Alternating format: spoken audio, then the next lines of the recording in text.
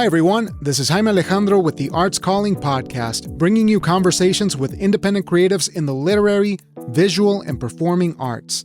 Today, I am delighted to be Arts Calling Josh Jensen. Josh Jensen is a singer-songwriter based in Seattle that once graced the Bellingham music stages with his band, Sweet Beets. Josh's honeyed vocals and fingerstyle guitar accompany a wide range of what he dubs as Pacific Northwest Americana stylings that make up his music. Today we're going to talk about his album, This Is Where We Landed, which was pressed on PET Records through Washington's Records. And recently, he also released Eclectic Mementos, an experimental EP now available where you get your music, and I will certainly be adding those links in the episode description for you to check out. This was a wonderful chat with Josh, a tremendously gifted and hardworking creative whose music left me inspired, and I strongly urge you to listen to This Is Where We Landed. Wonderful EP. It is heartfelt, bright, and certainly the music you need to add to your daily soundtrack as soon as possible. And now that I've said a whole bunch, let's give Josh a call.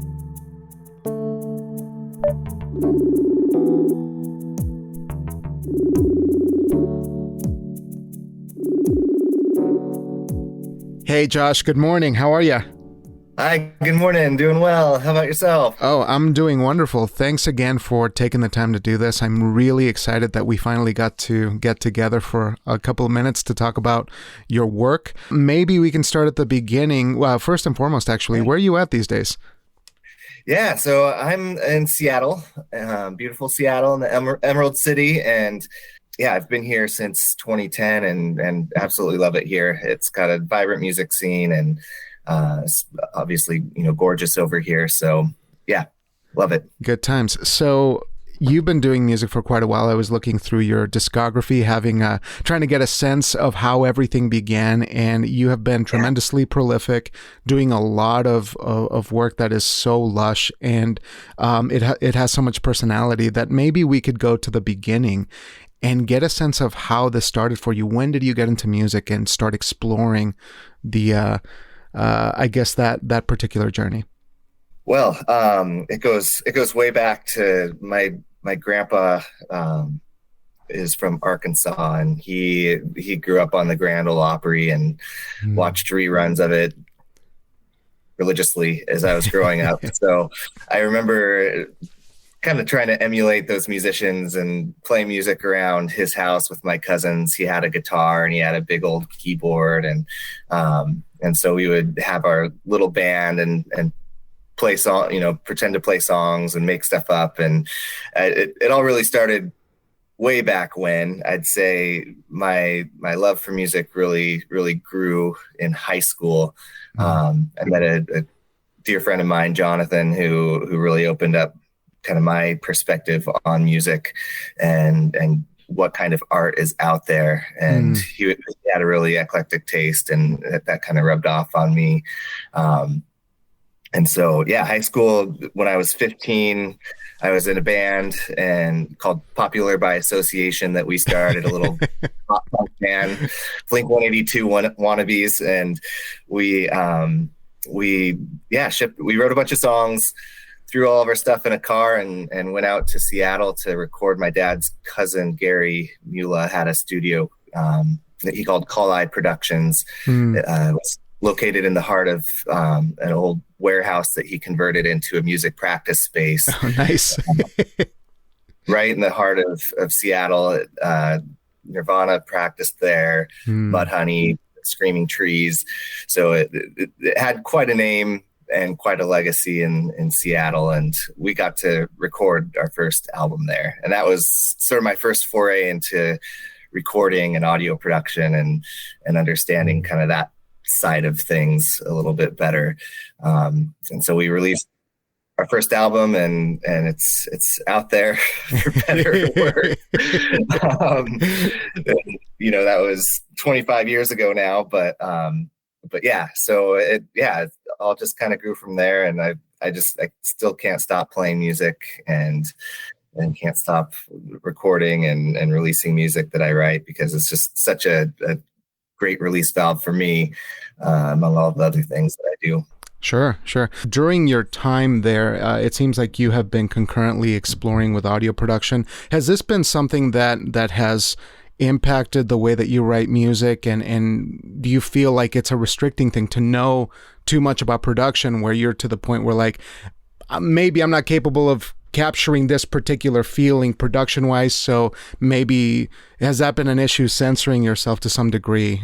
Yeah, that's an interesting question. I feel like if anything, it's almost on the opposite for me, because I know just enough to be dangerous.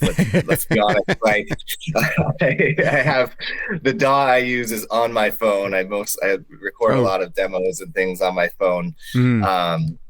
But what it's done for me is I've kind of learned the world of MIDI and drum samples, and this last album I released, Eclectic Mementos, is I just stayed up probably too late several nights just digging through drum samples and finding kind of that one, and then building on top of that with bass synths and keys and sound effects and things. And it's just been so much fun to be able to explore that other more electronic and digital realm. I feel like has really opened things up for me. I'm glad you bring that up, because I started with Eclectic Mementos because we had been talking for a couple of months now trying to make this happen. And now that this one came out, I got one impression of what kind of music you were making, and it's so beautiful. And there is kind of like a slippery slope too on the other side of like my previous question, which is like, when you have access, it's like the keys to the kingdom, right? Where you're just like overwhelmed with so many potential patches and MIDIs and all kinds of things that you could do. But Eclectic Mementos was very much like restraint, like across the whole thing, given that you could have just thrown the kitchen sink at like all of these beautiful songs. And I'm really glad that there was so much control there. But I really enjoyed it. And of course, we will talk about This Is Where We Landed, which is the LP. But just as an introduction, I thought it was interesting because there was this particular personality in that EP, and then I went back to This Is Where We Landed, and it was just a fuller, less electronic picture. So maybe you can elaborate a little bit on that shift. Yeah, I think so. This Is Where We Landed was a year and a half in the works. I had another release in 2022 called Moontime that I recorded all of that on my phone. It was the height of COVID. I found this DAW Band Lab that I could record, just put my phone in front of me and record music. I also had an infant son at the house. It was after hours, I would be recording my music and recording my songs, and then rocking him to sleep with headphones on and just mixing tracks. On some of that album, Moontime, you can hear I've added I took the liberty of adding some MIDI string symphonies to some of the tracks, just because I just sort of discovered that and was really exploring that and embracing the fact that I could build these big arrangements all just at the touch of my fingertips. It was too much fun. And I ended up sending it to my buddy Luke Rain, who is also in Seattle, who I knew did production, audio production and engineering. And he really took it to the next level. And I thought, let's just release it. Let's just get it out into the world. And as we started getting, things started opening up again, and we started getting back into the world after the whole COVID shutdown.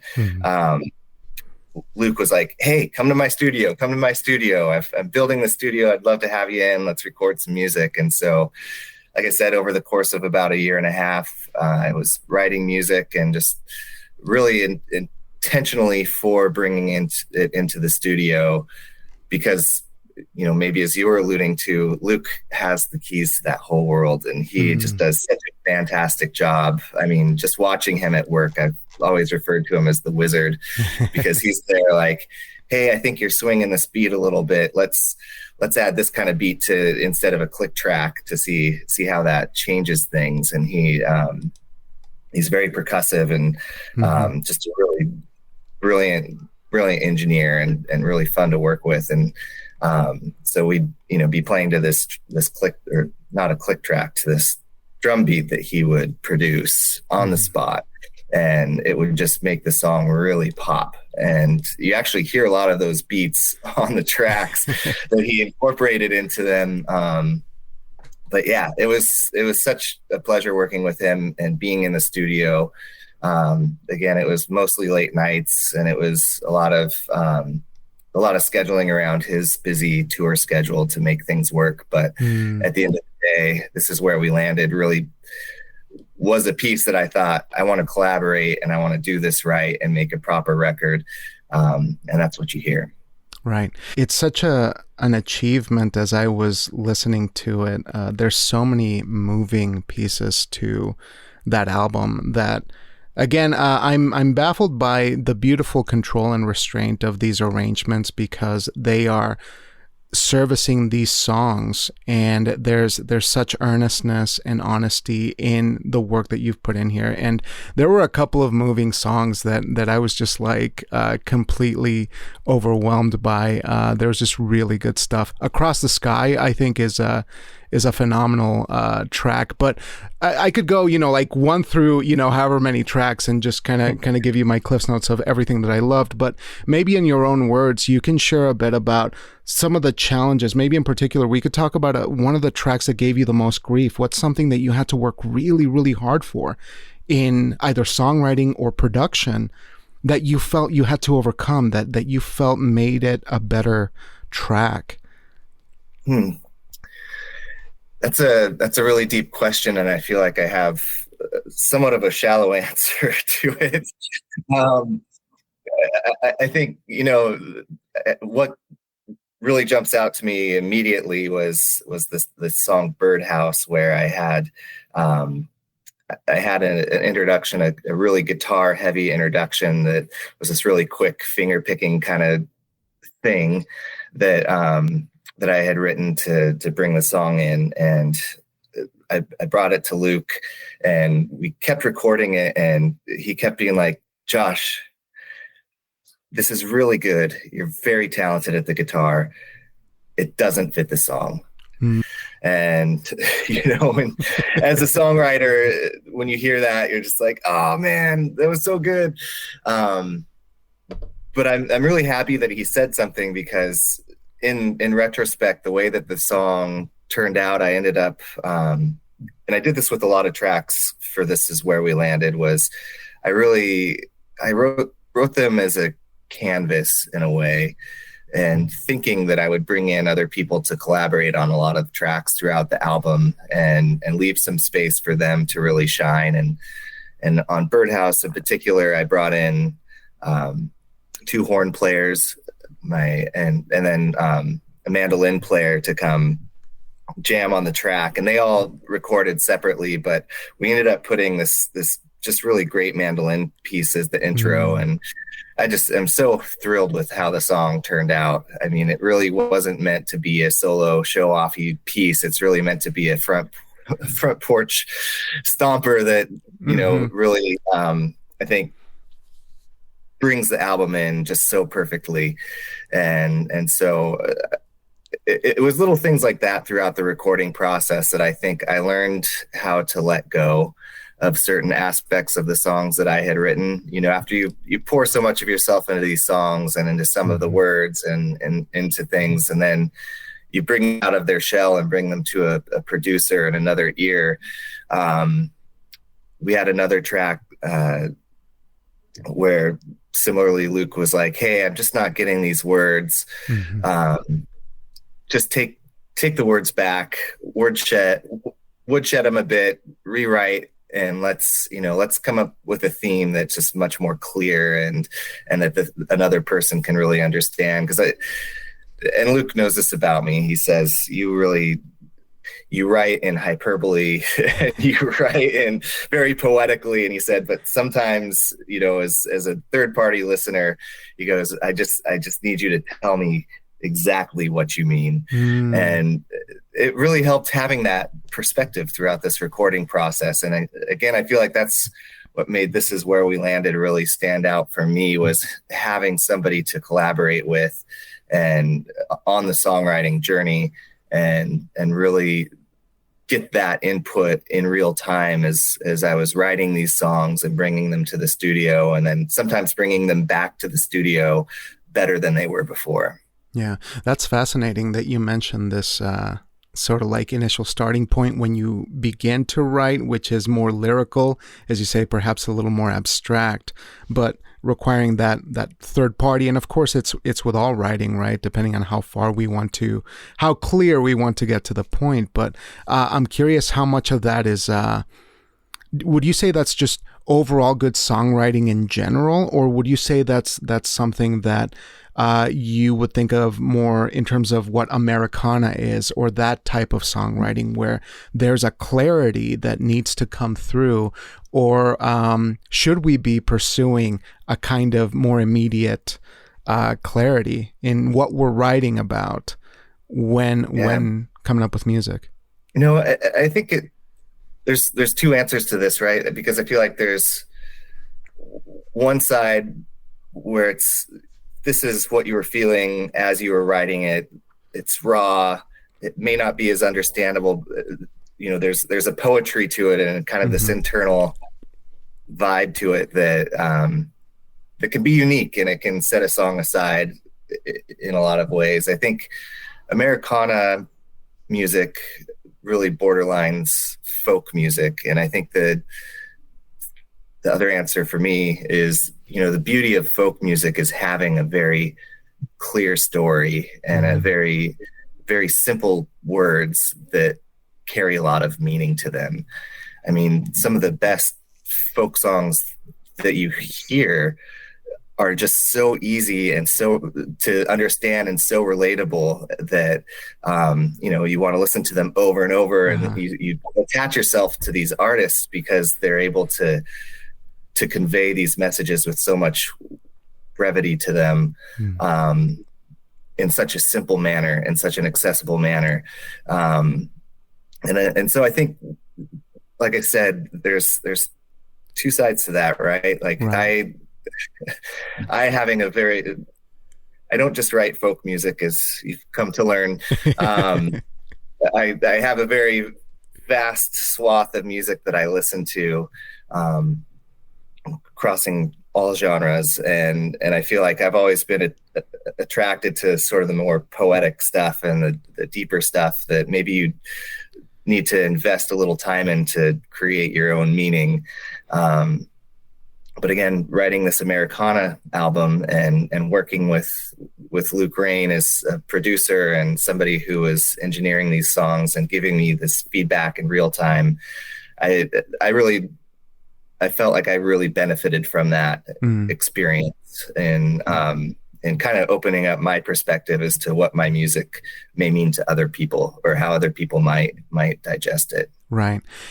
And looking back on your last couple of albums, I know that there is a trajectory here that I'm curious to learn from you exactly how you see that progression, because, there was a band, if I'm not mistaken, called Sweet Beets. Is that right? Yes. And then, I listened to a little bit of that, and that's very soulful, it's like a jazziness to it. Right. And, obviously you have anything with brass of any kind, and I'm always like getting hyped and excited, but, from that you go to it's like a solo full album or EP that you had there that is kind of stripped down sort of you. And then you start blooming into the previous album before This Is Where We Landed. So maybe you could share a little bit about that particular chunk of time, which I believe is like maybe 10-ish, 15 years. Because I think that there was a lot of growth there and a lot of like decisive choices that took you in a particular direction. Yeah.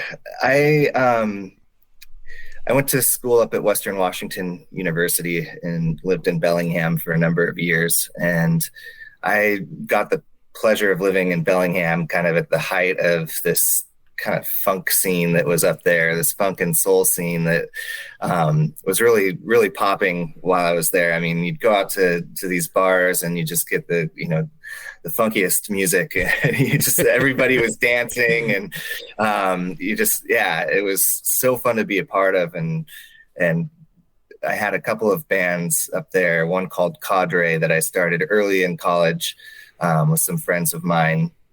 That was maybe more of like a progressive funk band.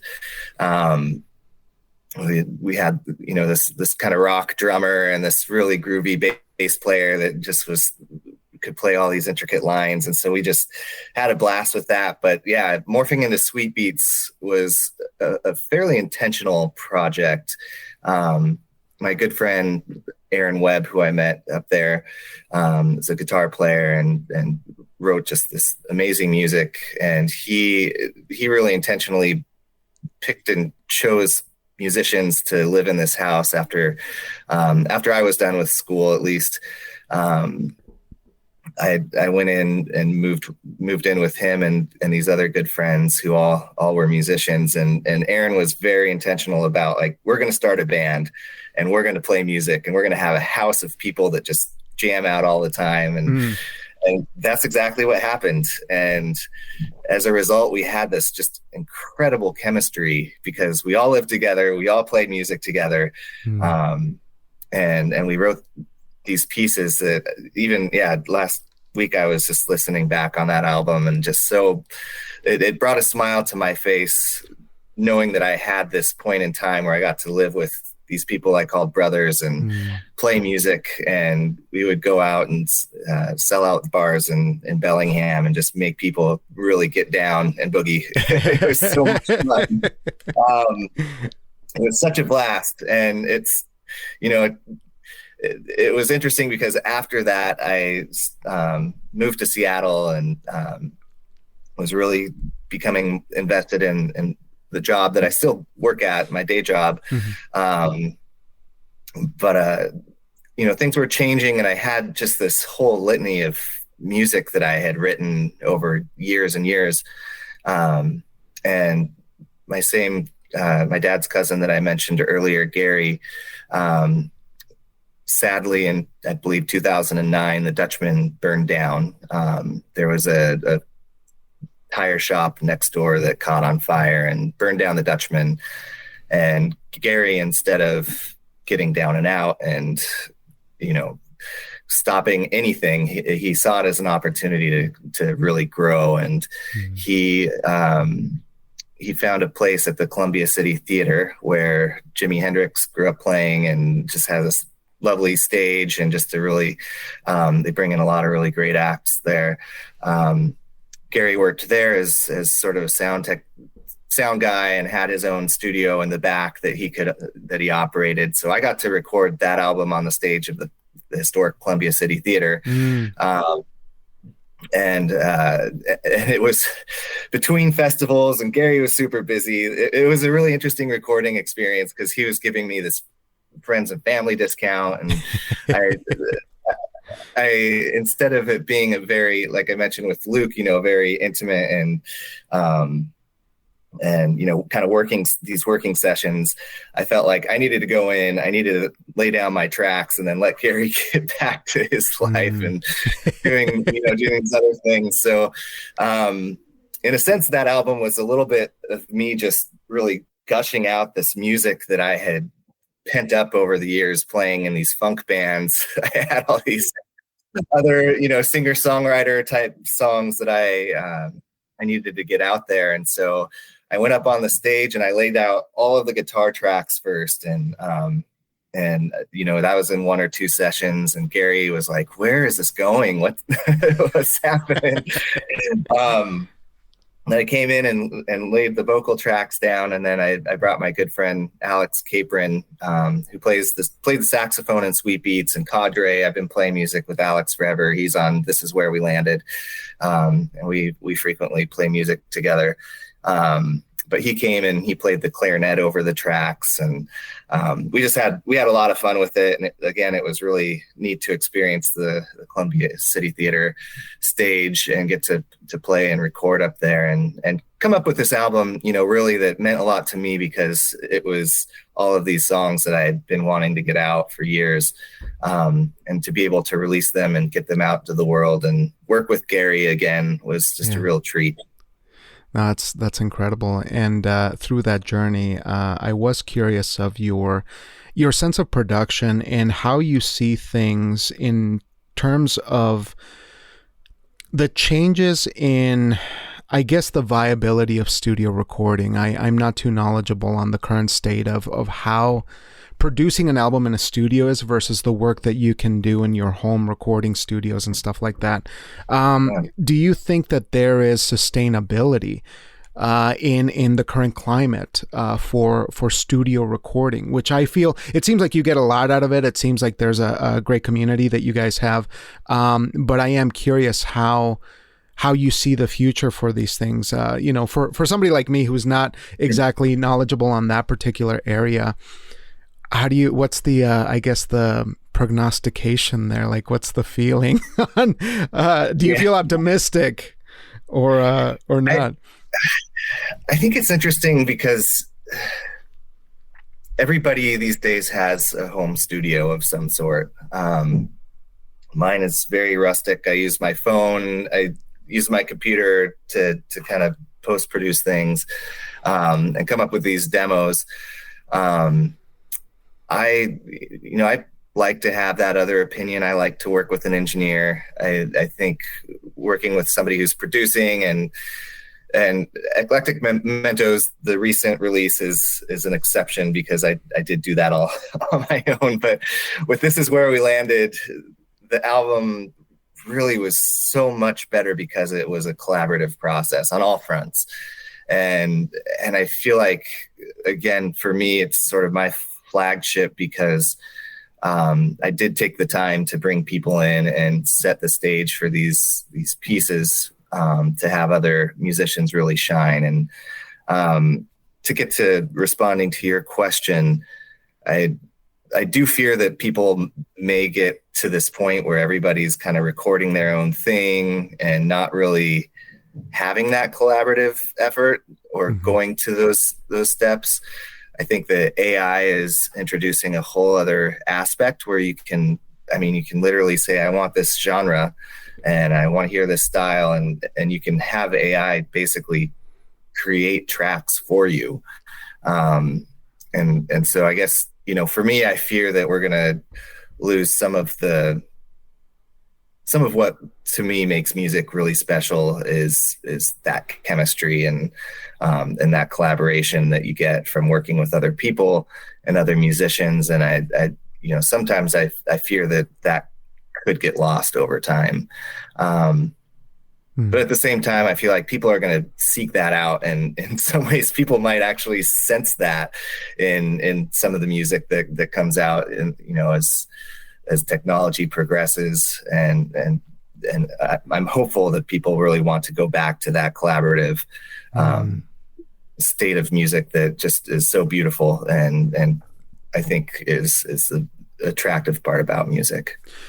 I'm really glad you brought up AI because I do believe that the response, even though it might be a slow burning one, you could be spot on here that we will recoil back to humanity. And I'm glad that somebody who's so in tune with community and the collaborative process is able to articulate that, because I feel so hopeless when I think of AI. When I see apps like Sudo or I can't remember what it's called, Sudo, but you push the button and the stuff comes out and I feel sick to my stomach. I think it's such an affront to what we are as a species. And I could just be an extremist on that. But the idea of going back to communal work, communal creativity is such a powerful one that I think a lot of us fatalistic people might forget about. So I'm glad that you bring that up. That's all I'm saying. I'm really delighted that you feel that way. Yeah, it's scary in a way, but I think, like I mentioned, I just feel like that music community will always remain, and hopefully, at least, I don't know how to say it articulately, but I feel like even after COVID, we're still recovering as people and not getting out to shows and not supporting local music as much as I had kind of hoped would be. And I'm guilty. I mean, I have 3 little kids at home, so it can be a challenge for me. That's your nightly show. Yeah. Right. But I do try to make an effort to really prop up local bands and my friends who are really invested in the arts, because I feel like it's so important to do. We get so caught up with the celebrity and the these big acts and this music that's out there, and it's good. I'm not going to say that it's bad music by any means, but I feel like there's so many people locally trying to make it work and express their creativity that you've got to support your local artists. And I know I sound like a broken record. I know everybody says that, but I just think, especially these days, it's just so important. Right. I couldn't agree more, but I have a couple of questions as a father, from one father to another. I'm curious how your creativity has changed over time as your children, your family has grown. Has there been a drastic change in the way that you see your art after you had kids? Yeah, that's a good question. I feel like, I mean, of course it's multifaceted, but I feel like I've gotten more into it in a way. I feel like during the day I have a day job where I do planning and permitting of waterfront projects, and I love my work. In the evening, I come home and I'm a parent and I'm there with my kids and I'm present, and then everybody goes to bed and I hole up, and that's when I express myself creatively, and start, playing music and writing. And I think I felt a bit of a, what's the word? A responsibility to create and write and put my music out there and be an example for my kids. On This Is Where We Landed, the song Lost in the Sound is a song I wrote for my kids, and hope that they at some point in the future really embrace it. They're 3, 5, and 7, so they're still beautiful. They're still learning it all, but I've played that song, and my middle daughter Maisie, I said, I wrote this song for you guys, and you wrote it for me, and I love it. And so she would ask for that song. And on my album Moontime, the last song is called Doggy Rough, and it's a song that my oldest daughter just kind of wrote on the fly. And like I said, I've got this recording DAW on my phone, and I pulled it up. I'm like, here, sing it into this. And so she sang it, and I took it down and I woodshedded it and put a beat to it. And, goodness. Luke Rain, who's also a drum and bass DJ, and my engineer, he took it and really made it shine. And so I think it's really special to be able to bring my kids into that world, and get them inspired. Now my oldest daughter and her best friend, they want to start a band called Rocking Roses. And I feel like I may have had a little something to do with that inspiration, but they jump into my music room gear, and they one gets on the drums, one grabs a guitar and starts kind of doing their thing. And it's so fun to watch. And I feel so proud as a father that I get to, be present, and I get the opportunity to watch them grow and to help them with, whatever they're interested in, but also that to see them kind of naturally attuned to the music world and kind of pick that up has been really neat for me. Talk about modeling great behavior. I mean, that's fascinating. I do think that we need more of it, so I'm really glad to hear it. I got a couple more questions here just to be mindful of your time, but what a blast, man. This is so great. In terms of what's going on in the future, what are you working on right now? Or have you taken a little hiatus to promote This Is Where We Landed and Eclectic Mementos, or what's it look like for you right now? Yeah, I am taking a little bit of a break from songwriting process. I felt like Eclectic Mementos was sort of that residual creativity that was bubbling up that I needed to harness and get out there. But right now I've got a couple of gigs lined up for September. They're they're 2-hour gigs. One is with the band or with other musicians, and one is just a solo gig. So it's a lot of material I have to learn and relearn because Right. 2 hours of music, it can be a little bit of a chore remembering that much music. I'm not going to lie,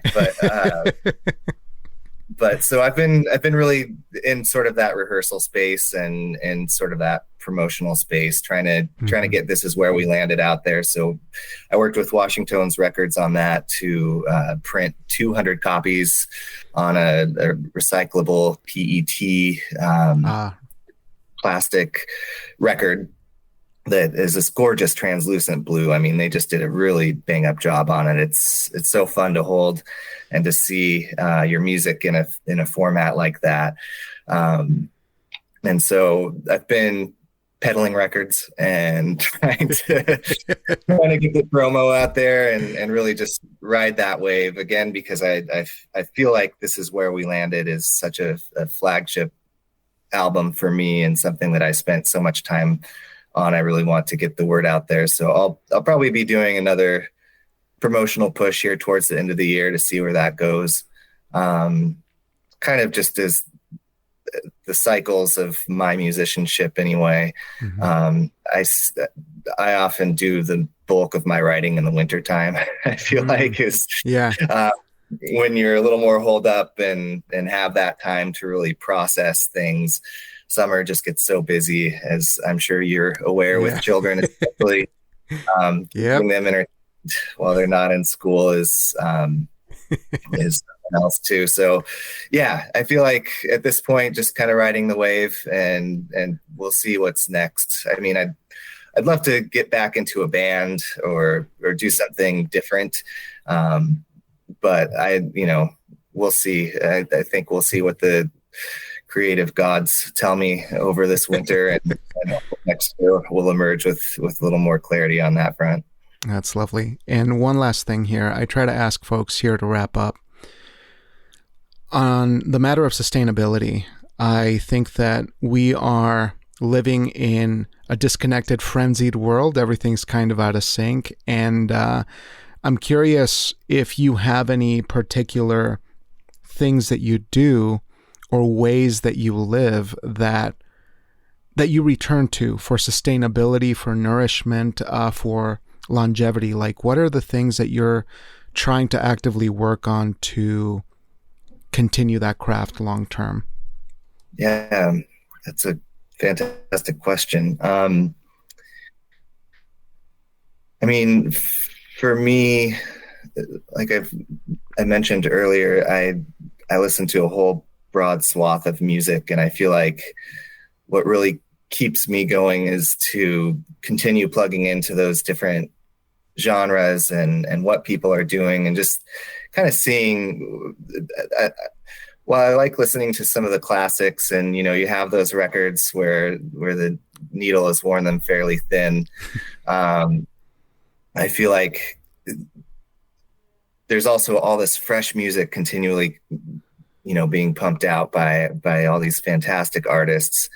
There's a local music scene here in Seattle, especially, I found that's so vibrant, and I think what sustains me as an artist and with my music is just going out and experiencing that music and enjoying what all of these other artists are doing and getting that fresh inspiration in real time. It's just so powerful to see other people perform their art and what they've been working on. For me, knowing as an artist, like, I'm going to be doing this too. And I want to I want to get out and I want to perform my art at some point. I think there's a real reciprocation with that really keeps me going.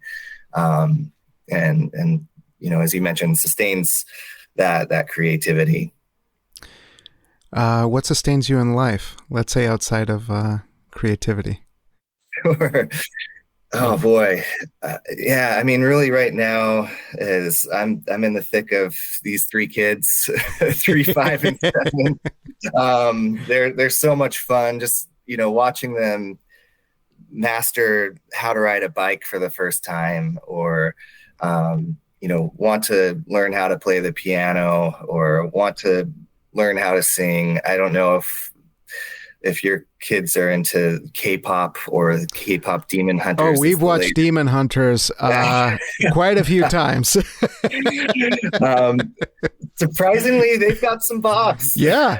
I mean, we even went to the sing along, and I'm like, you know what? Yeah, I'm gonna join in. I don't care. I'm fine. Right.